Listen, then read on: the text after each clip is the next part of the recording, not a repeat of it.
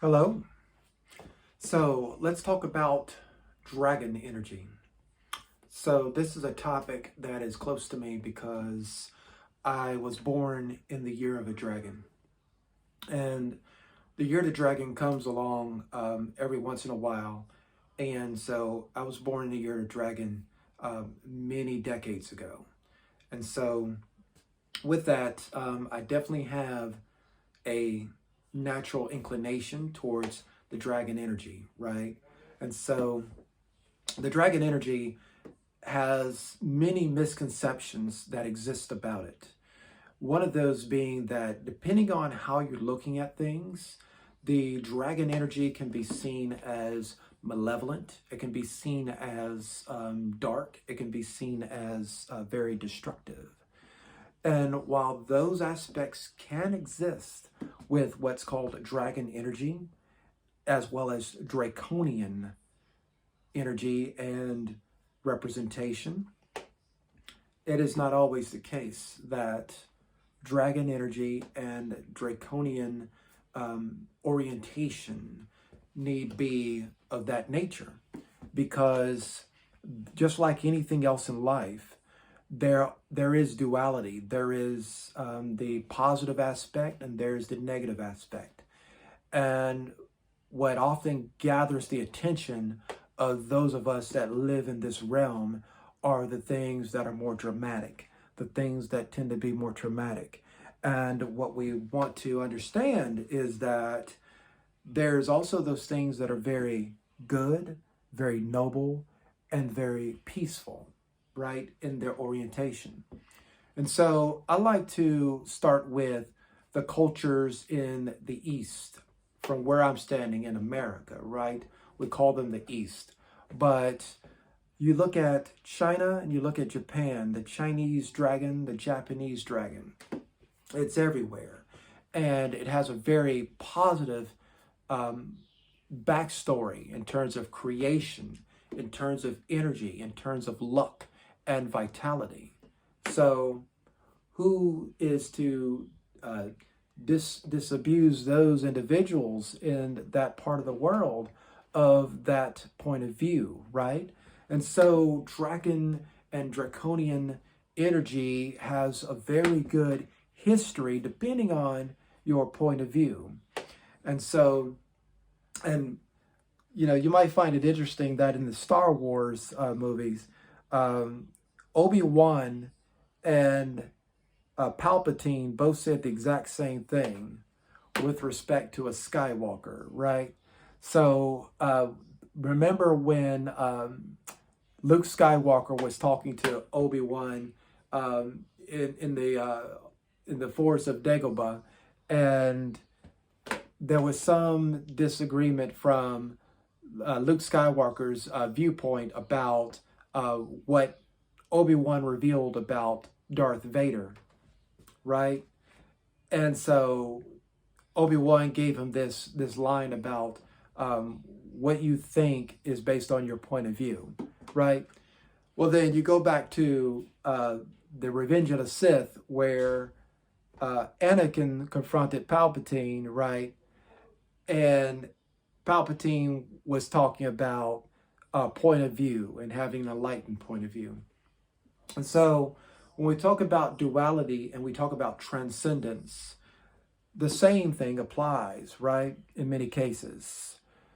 What is the right point of view, and what is the point of view that is reliable? And so what I find is that the energy that exists, comes from the same place. It comes from a source consciousness. It comes from a source consciousness. And that source consciousness comes from what I describe as the primordial creator. The primordial creator.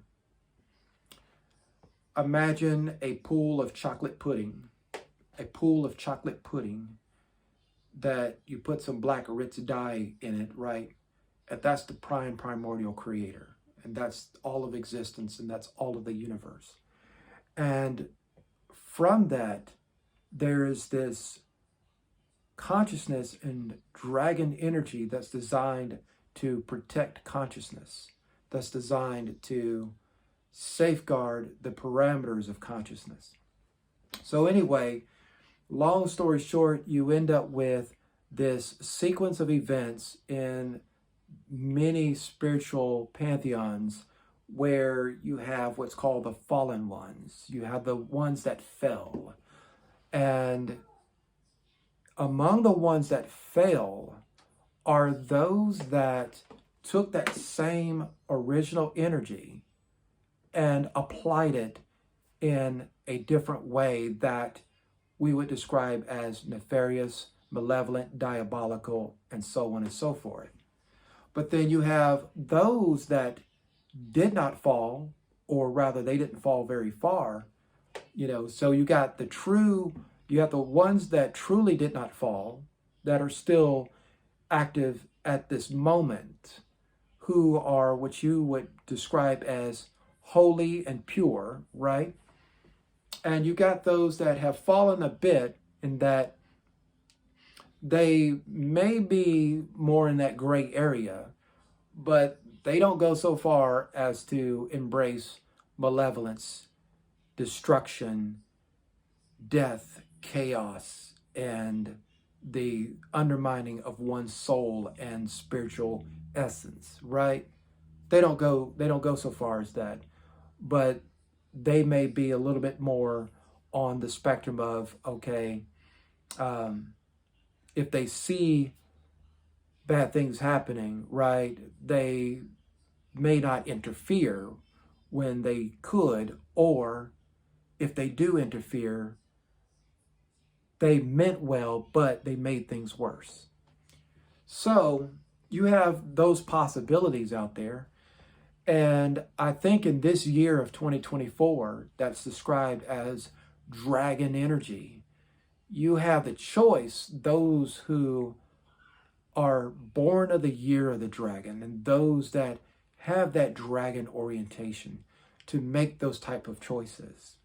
And those type of choices are very predictable because you've made choices like that in the past, choices to align in one way or the other.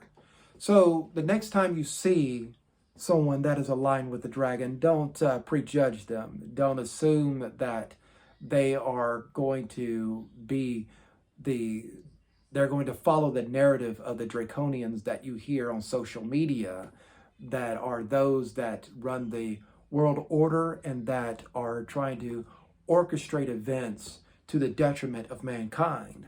But rather, there are those that have that draconian aspect to them that pretty much mind their own business.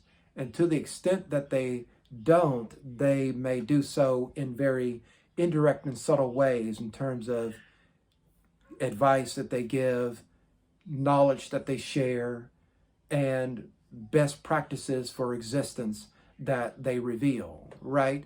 And so that is a real thing, on the positive side, or what some call the right-hand path.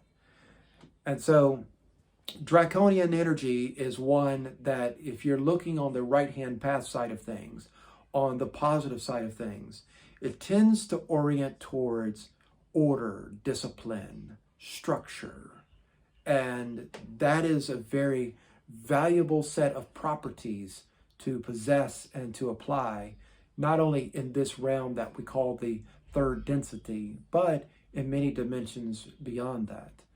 And so that's what I see as a perspective for Draconian energy and dragon insight. And I would like to thank the sister Aquarius Maximus, who talked about that in a recent show that she was on, where she was being interviewed, where she was talking about the meaning of the 2024 April solar eclipse. So I hope you found this insight worthwhile in terms of dragon and dragon energy and Draconianism. And again, it's not a belief system that I subscribe to. It's simply an energy that, in many respects, I'm aligned with, but it's not the only energy that I'm aligned with. Life is much more dynamic than that. But it is an aspect and a dimension of my existence, right? Where I am aligned with fire, and I'm aligned with dragon, and I'm aligned with order, discipline, and greater quality and the unfoldment of excellence and evolution. So if you have any questions, feel free to drop them in the comments, and I will catch you later. Thank you.